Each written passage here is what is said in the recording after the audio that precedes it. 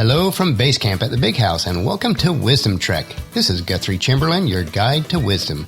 This is day 3 of our trek, and we will continue to investigate the tools needed for successful wisdom trek. As I mentioned in prior episodes, I'll strive to be transparent and authentic in all of our podcasts. I welcome you into our camp and trek, and thank you for joining us today. Now, I may not always present a perfect podcast, but I will provide you with valuable content in an excellent manner. Today we are recording our podcast from our studios at the Big House in Marietta, Ohio. It's been a beautiful but slightly warm week for mid-spring in Ohio, and it sure makes me want to be outside on a trek for myself. Growing up on an apple orchard in a small farm, even after working indoors most of my adult life, I still yearn to be outside, working in the dirt and enjoying nature. If you'd like to learn a little bit more about me, check out wisdom-trek.com about Wisdom Trek. We are continuing to consider what tools or equipment we need in order to have and ensure an enjoyable wisdom trek. Yesterday, on day 2, we looked at the core, the fundamental tool, which is love, which encapsulates all the remaining 8 tools that we will consider. I do want to mention that while the podcast that you listen to each day will be very similar in nature to the journal entries, you may want to review the journal entries as they also include pictures, tweetable sayings, and free downloadable PDF documents or tools that will be helpful along our journey. You can access those tools from the free resources page at wisdom-trek.com. On day 2, I challenged you to visualize your life as a wheel, with love being the hub of that wheel, and the remaining tools or attributes as the spokes stemming from a perfectly round hub. If you have not listened to the previous episodes, day 0 through day 2, I would encourage you to listen to those podcasts or read the journal entries for those days. Another analogy that I used was that we need to consider the attribute of love in our lives as our backpack on our trek, which contains all the other tools or equipment that we may need for a successful wisdom trek. The backpack is an essential component, for without a backpack, the trek of life would be much more difficult, if not impossible. The remaining spokes on our wheel, or tools in our backpack, are joy, peace, patience, kindness, goodness, faithfulness, gentleness, and self-control. These attributes should be manifested in our lives in the same manner that an apple tree would bear its fruit. So today, we will inspect the tool or attribute of joy. Joy is a deep, abiding, internal sense of satisfaction, even when all conditions are not perfect and life at times is out of control. Unlike happiness, which is based on happenstances or what happens to us, joy should remain during the tough times of life. We can be sad or disappointed about a situation or circumstance, but still remain with a deep sense of abiding joy. To grow in wisdom is to realize that while our circumstances can impact our happiness, our true internal joy should not be impacted. To be a wise person, we need to understand that sometimes life is rough and not everything turns out as we envisioned it. Paula, who is my wonderful wife, her bride of nearly 36 years, and I have been in some deep valleys, both in business and with some family issues, but we have also been able to experience the glorious summits in life. Through it all, we strive to maintain the joy on a daily basis. We will disappoint ourselves at times, and our family and our friends will disappoint us. This is a given. It's a fact of life. And if we have the unconditional love for ourselves and others, we can maintain a joyful spirit. Love is the hub that securely holds the spoke of joy in place.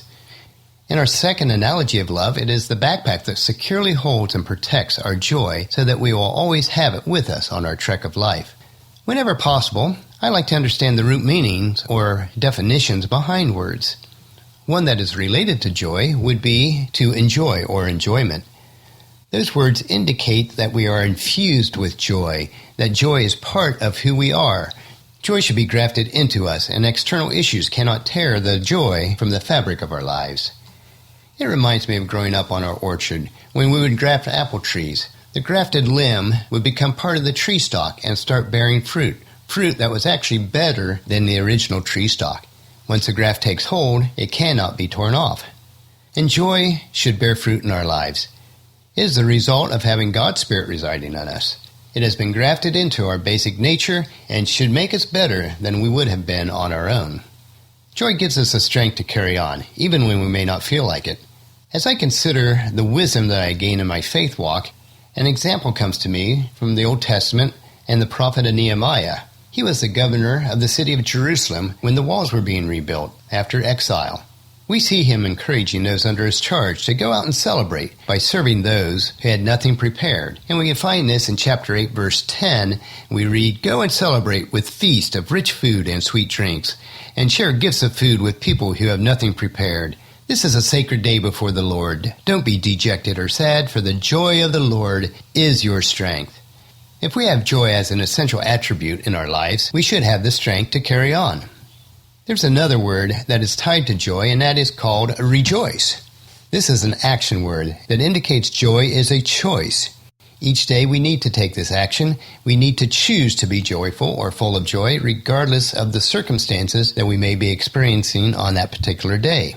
As we continue our analogy of preparing for our daily trek, each day we will need to make a conscious decision that we pick up and put on our backpack, which is love.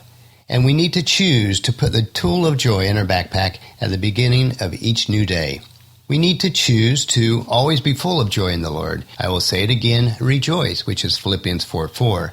Or as the psalmist put it in Psalms 118:24, "This is the day that the Lord has made. We will rejoice and be glad in it."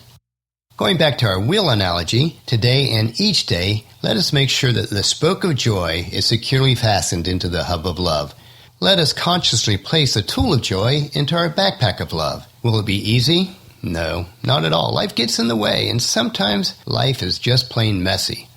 But I would still rather rejoice through the rough times by placing the stones of joy on our path rather than to get mired in the muck of self-pity and sorrow. Well, that finishes our podcast for today. Tomorrow we will inspect the tool or attribute of peace and how it impacts our lives. Please check into the camp tomorrow for another day of Wisdom Trek, Creating a Legacy.